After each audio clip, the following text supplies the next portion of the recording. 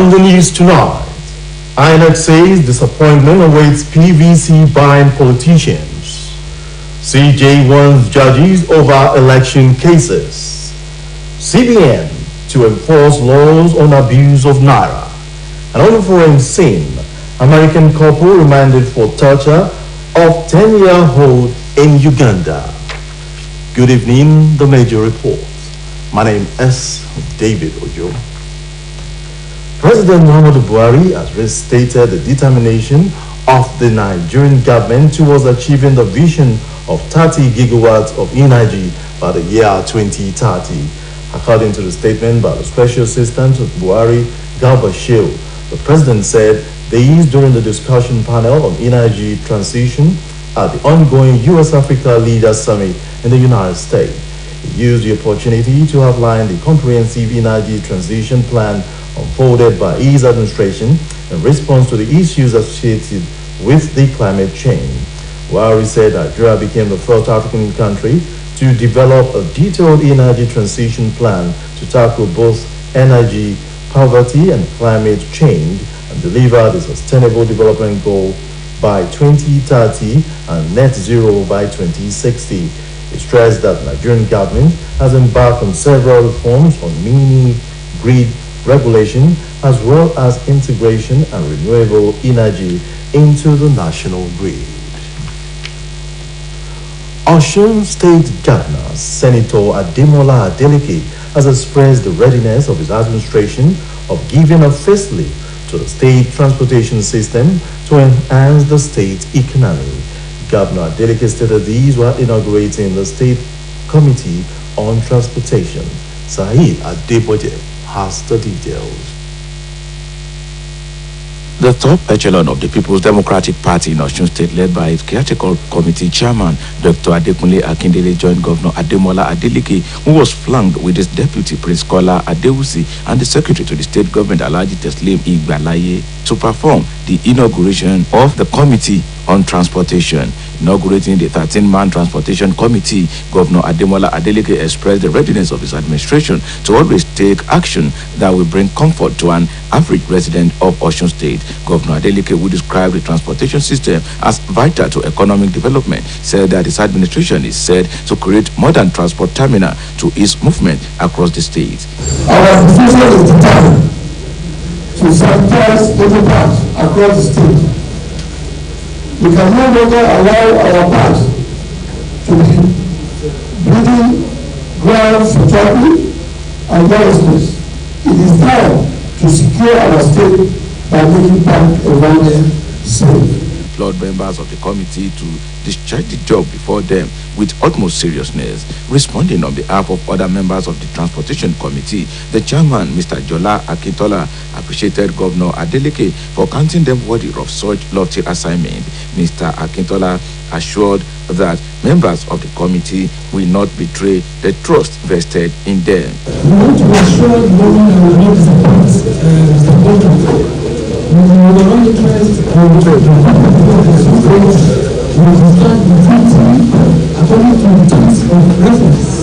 The program climaxed with the swearing to an oath of allegiance and that of office. Saeed Adeboje, Osbc News. The official portrait of the governor of the state, Senator Ademola Adeleke, is ready for collection, distribution to all ministries, departments, and agencies of the state government.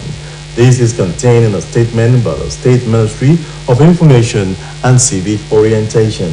It added, that individuals, corporate and non-corporate organizations willing to obtain the portrait can do so with immediate effect with an e-payment of the portrait per unit and can be made to any of the banks in Osun State. Venue of the collection is the Ministry of Information and Civic Orientation State Secretariat. The payment received obtained from any of the banks to that effect should be brought to the Ministry of Information and Civic Orientation State Secretariat for the immediate collection of the official portrait. Osun State Government wishes to emphasize that it is only the Ministry of Information and Civic Orientation that has the official mandate of the printing and issuance of the official portrait of Mr. Governor, Senator Ademola Jackson Nuruddin Adeleke to all NDAs of government of Osun State, as well as individuals, corporate and non-corporate organizations willing to obtain the portraits. The Independent Electoral Commission has declared affirmatively that disappointment awaits politicians still going about purchasing permanent voter cards for use on election day. The commission also said supporters and competing presidential candidates will help their respective aspirants better if they spend the next 2 months before the polls rigorously convincing and mobilizing registered voters to vote for their preferred candidates than sparing the repetition of INEC with baseless conspiracy theory. In a chat with newsman Mr. Rotimi Oyekomi, Chief Press Secretary to the INEC Chairman Mahmoud Yakubu, maintained that the Commission is not a political party and does not have a preferred candidate. According to him, the Commission has been preparing for the 2023 polls since conclusion of the 2019 general election, perfecting existing tools and introducing other innovation. In another development, the Independent National Electoral Commission has warned politicians and other supporters against bullying, cyber slaughter, and hate speeches during electioneering campaigns. Doki State Resident Electoral Commissioner Dr. A.L. Lumpet gave the warning during the Commission's engagement with representatives of the political party. The Chief Judge of the Federal High Court, Justice John Tosho, has warned judges against dancing to the tune of desperate politicians as they handle election-related cases in 2023. He told judges to ensure that pending of pre-election cases are concluded within the stipulated time. Justice Tosho issued a warning in Abuja during the opening of the 38th Annual Judges Conference of the EFHC, saying judges are expected to conduct themselves without blemish, while condemning the judges for their understanding and unwavering commitment in the handling of the pre-election cases.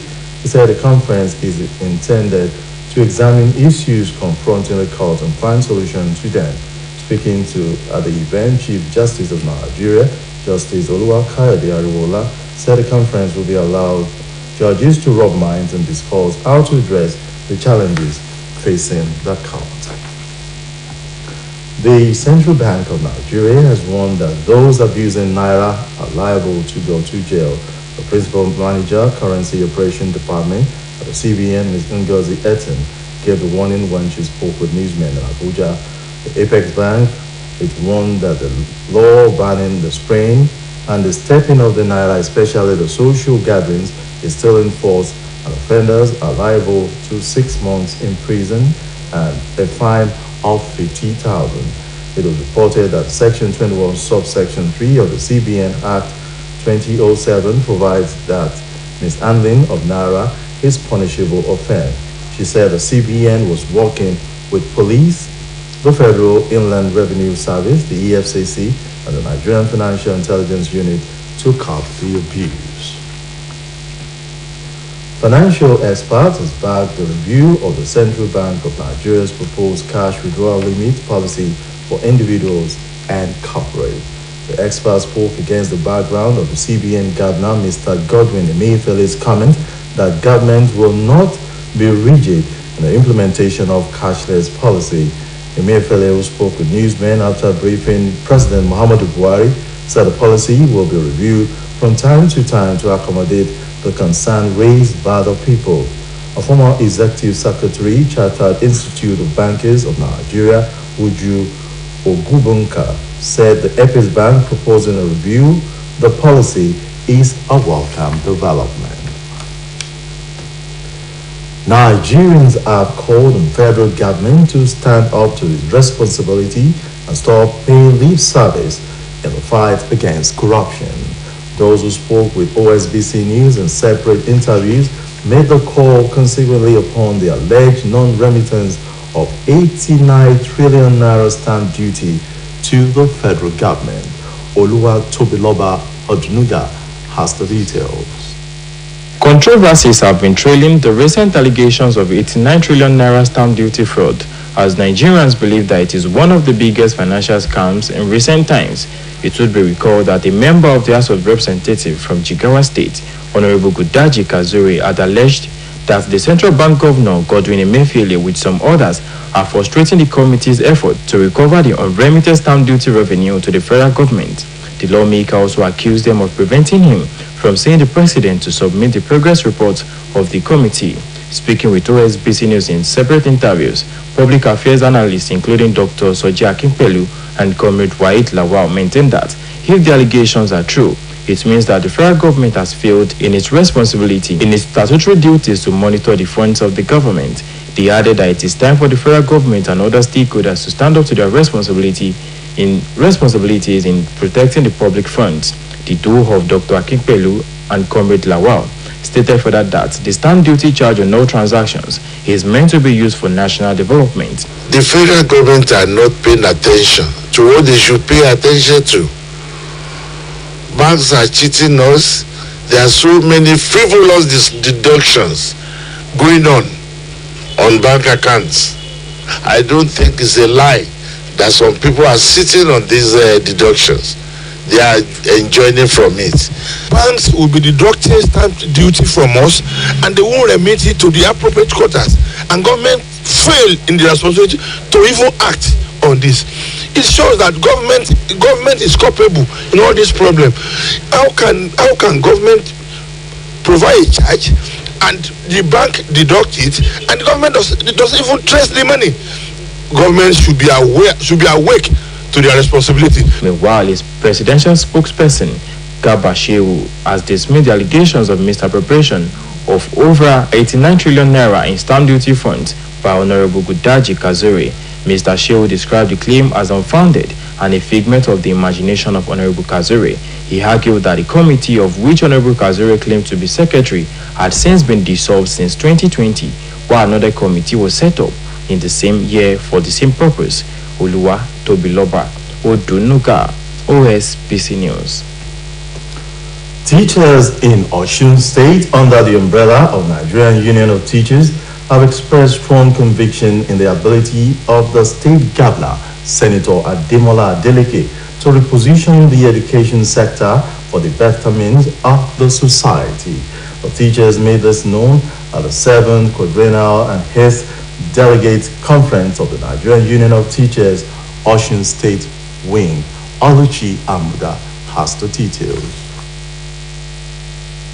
The NUT Hall along Iwo-Ibadan Road, Osogbo, was full to capacity as members of the Nigerian Union of Teachers, Osun State Wing, converged for the 7th Quadrennial and 8th Delegate Conference of the association with the theme Shortage of Teachers and Lower Standard of Education in Nigeria, the Nexus and Implication on National Development. In his welcome address, the outgoing state chairman of the union, Comrade Adekomi Adekunle, who described the theme of the event as not only apt but encapsulating, appreciated the entire members and elders of the NUT for their love and support during his tenure, and charged the new leadership to build on the existing legacies for the uplift of the union and its members. Nobody is perfect. Nobody can do it all.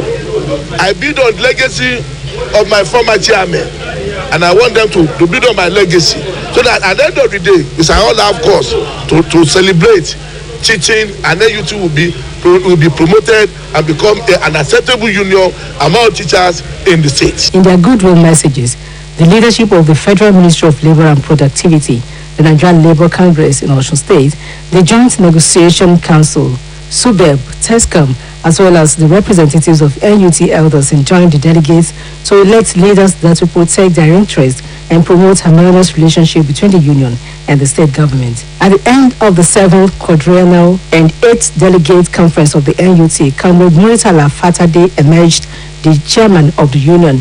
While speaking with Osbc News, Comrade Fatade appreciated Governor Ademola Adeleke for his campaign promises to teachers and the entire workforce, expressing strong belief that he will keep his words of repositioning the education sector and offsetting the salary arrears of workers, just as he pledged the support of the teachers for his administration. The new chairman, who was full of gratitude to members of the NUT for trusting him to serve them, promised to be a servant leader who will always put the interest of the union first above all. Let me quickly appeal to him that the recently employed teacher, I know he has milk on his face. He should please, through the committee set up, he should not delay action. He should please allow the people to continue their work. There is room to employ more people because we have too many vacancies in our schools. Other executive members of the union include Comrade Babalola Babatunde, who was elected as deputy chairman, Comrade Akin Adeoju, secretary, and Comrade Kayode Olabi, treasurer, among others. Oluchi Amuda, OSBC News. The induction of new professional broadcasters held recently in Lagos was a gathering of veterans and prominent names in the broadcast industry who remarked on the need of broadcast journalists to make responsibility the beacon of their profession. In this special report, Oluwatoyin Yusuf takes a look at the event in which some staff of OSBC, alongside others, were inducted as first set of members of the Society of Nigerian Broadcasters. His reports. In his keynote address, Mr. John Mama remarked that responsibility connotes objectivity, fairness, balance with unbiased reportage. The broadcast manager stressed the beacon of broadcast journalism, which its responsibility should be upheld by broadcast managers, editors, reporters, and producers. He regretted that the media landscape is fraught with and taken over by social media journalists, mostly untrained, thus churning out half-truths and unverified information, often difficult to detract and with devastating effects on society, charging professional broadcast journalists to look into content creation to dislodge social media journalists from the landscape. Mr. John Momo prodded media professionals to promote peace in all aspects of their job. In their remarks, former chairman, OSBC Board of Directors, Dr. Yemi Farumbi, media icons, engineers Vincent Maduka and Shingos Wigwe took a swipe at the manner licenses are given to would-be proprietors who establish stations with depth of professionals and content. They stressed the need for the broadcast industry to emphasize dress code and invest in training of staff. Earlier in his address of welcome, foremost unionist and executive secretary of the Broadcasting Organization of Nigeria, born Dr. Yemisi Bangboshe, had described the establishment of the Society for Nigerian Broadcasters (SBN) as a huge success and a step towards building on the foundation laid by broadcast progenitors in Nigeria. He regretted that 60 years after this idea was mooted in 1962, broadcasting remained the only sector without a professional body. Bangboshe gave kudos to the late Ambassador Segun Oloshola, who came up with the idea in 1962, and to Ambassador Yemi Farimbi, Alhaji Abdurrahman Michika, Mr. Inina Undagoba, and Elder Tiran Orekunri as first trustees for their efforts as seen to the registration of the society in 1994 by the Corporate Affairs Commission. Dr. Bangboshe noted that professionals in broadcasting and broadcast journalism can now work shoulder high with other professionals in medicine, law, accounting, and engineering with a view to raising the standard of the practice beyond seeing it as a mere vocation for raw commerce. He thumped off for the National Universities Commission (NUC) for agreeing to introducing broadcasting as a course of study in universities. Part of the inductees in Lagos were the director of OSBC News Radio, Abimbola Babatunde, Director News OSBC Television, Akinola Owolabi, Director of Sports OSBC, Muhyiddin Adeleke, and Director of Engineering, Toyin Owojaye. Others were Bukola Redibigbe, Coordinating Director, Minister of Information, Moshood Suleiman, Director of Press, Minister of Information, and Oluwatoyin Yusuf, Deputy Director, Current Affairs, Osbc Television. It could be recalled that the first stream of induction of pioneers into the Society of Nigerian Broadcasters took place in Abuja a couple of days ago. The second stream of the first set took place in Lagos with inductees drawn from all over the country. From Lagos, Oluwatoyin Yusuf for OSBC News. You're welcome to our sports segment.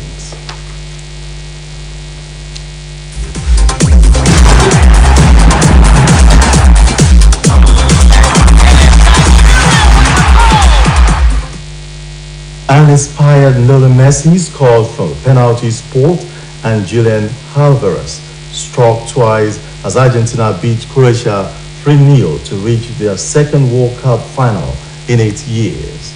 The two-time world champions, backed by a huge crowd at this Lusail Stadium, produced their best display of the tournament to ensure they meet the winners of today's semi-finals clash between holders France and Morocco in Sunday's final. Omotayo Adebodu has the details and more on the world of sports. Argentina captain Lionel Messi says Sunday's final will be the last World Cup game of his career. The 35-year-old forward scored his fifth goal of Qatar 2022 and helped set up two others in the 3-0 semi-final win over Croatia. Playing his fifth World Cup, Messi has never won the game's biggest prize, and Argentina will play against France or Morocco, who meets today in the final, when Messi is set to make a record 26th appearance in a men's World Cup. Messi has won the Ballon d'Or, awarded to what best player a record 7 times, and being named FIFA Best Player 1. The World Cup is the one glaring omission Argentina have lost to Germany in 2014 final in Brazil. He made his Argentina debut at the age of 18 in 2005 and has scored 97 goals in 172 games. Meanwhile, history-making Morocco looks to pull off another upset against holders France in the World Cup semi-finals today, when Argentina and Lionel Messi line in wait for the winner. France knows victory against surprise package Morocco will leave them just one win away from becoming the first team in 60 years to successfully defend the trophy. The Daddy Champs men are heavy favourites to win at Al Bayat Stadium, but face a Morocco team that have conceded just one goal in a remarkable giant-killing run that have seen them become the first team from Africa ever to reach the last 4 of a World Cup. Morocco have already upset 2010 champion Spain and highly rated Portugal on the way to semi-final, a record that left France captain Hugo Lloris warning his teammate against complacency. In the meantime, Kamaru Usman may not be fit to face Leon Edwards in their mooted UFC welterweight title fight on 18th March 2023 in London. Birmingham's Edward, who is 31 years, was expected to take on Usman in a rematch after he spectacularly knocked out the American to win the title in August. But welterweight Thompson says Usman, who is 35 years, is set to have a surgery on his hand.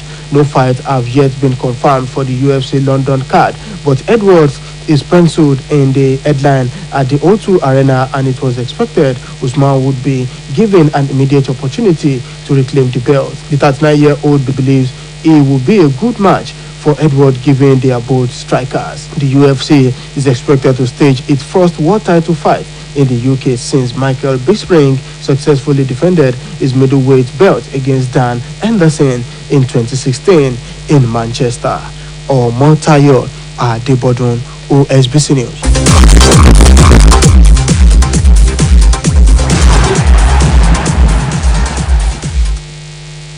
And on the foreign scene, an American couple in Uganda charged with aggravated torture of a 10-year-old boy has been remanded in a maximum security facility on the outskirts of Kampala. Sarai Omidele has the rest of these and more from the foreign desk.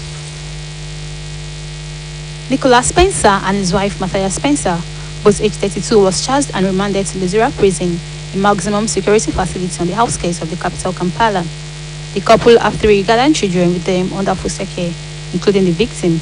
The charges allege that they constantly tortured the boy between 2020 and 2023 with neighbors sounding the alarm for the child who attended a school for children with special needs in Kampala. In 2020, the U.S. government filed criminal charges and imposed economic sanctions against a U.S.-based adoption ring that placed Ugandan children who were not orphans with families in the U.S. In the meantime, the United Nations says famine have been narrowly averted in Somalia, but the situation remains catastrophic, according to a new food security report by UN and other experts.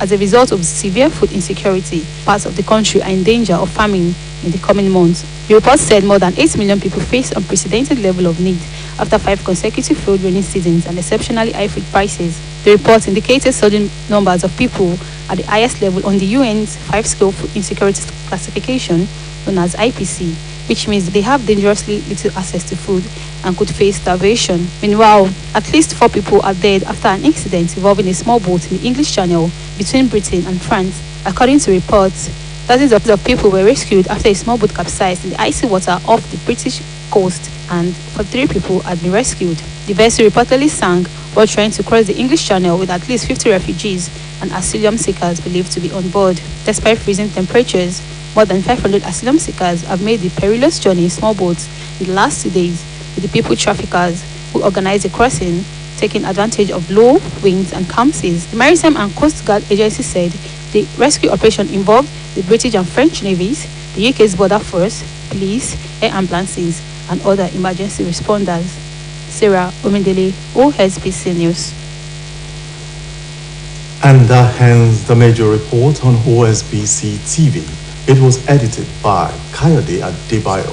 My name is David Ojo. Thanks for watching and good night.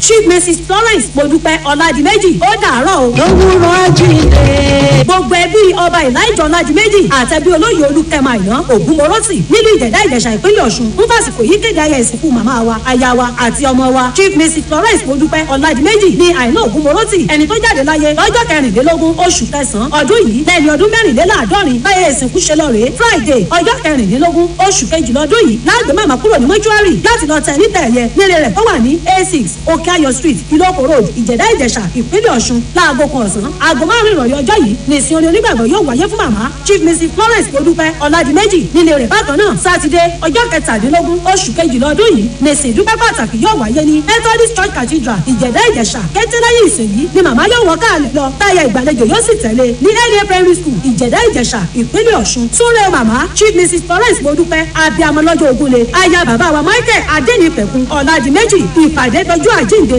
tí ìgbéyàwó ní símọ́ olùkéde gbogbo ẹbí. My name is Femi Adebayo. This holiday season, StarTimes is taking us to a better level. You can step up your family entertainment with the StarTimes upgrade promo. You recharge 2 months on Nova Bouquet and get upgraded to Basic or Smart Bouquet. Recharge 2 months on Basic or Smart Bouquet, you get upgraded to Classic or Super Bouquet. And if you recharge 2 months on Classic or Super Bouquet, you get 10 days free on your subscription. This upgrade automatically qualifies you for a weekly draw to win 55-inch Smart TV, PS systems, home appliances, and more. These prizes are proudly sponsored by Longreach, Wayon, and Amaz. This promo is from the 15th November to 15th January 2023. Times and conditions apply. On StarTimes, every day is the best day ever. Merry Christmas and Happy New Year. StarTimes. Entertain your family. This is Elu Agogo, or Ring the Bell in Yoruba from Nigeria. Elu Agogo, Elu Agogo, Elu Agogo, Kérésìmesì. Elu Agogo.